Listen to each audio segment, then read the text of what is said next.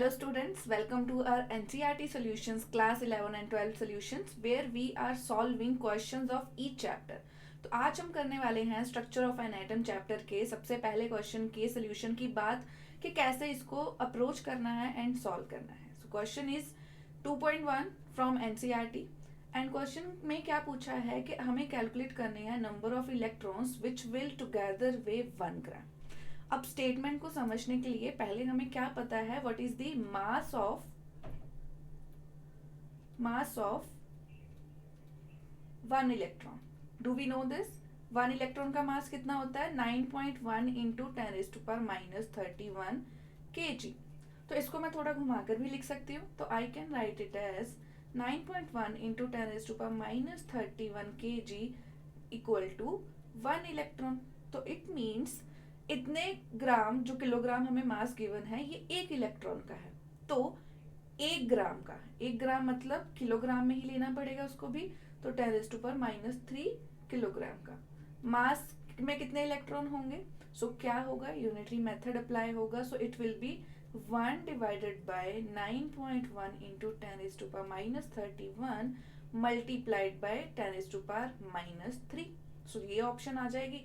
अब अगर इसको हम सॉल्व करेंगे सो आंसर मेरे पास क्या आएगा? 1.098 10⁻³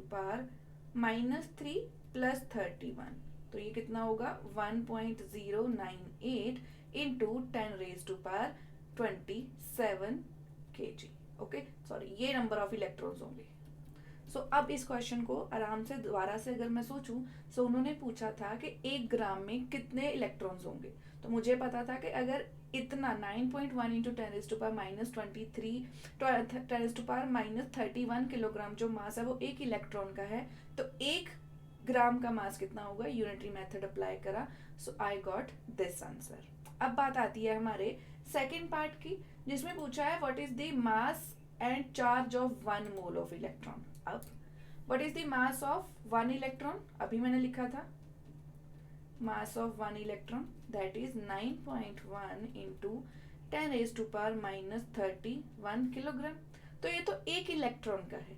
तो मास ऑफ 1 इलेक्ट्रॉन को जब भी किसी चीज की पूछी जाए ऐसी वैल्यू कि मोल्स की टर्म में क्या होगी, सो बस उस नंबर को मल्टीप्लाई कर देना है हमें एवोगैड्रो नंबर से.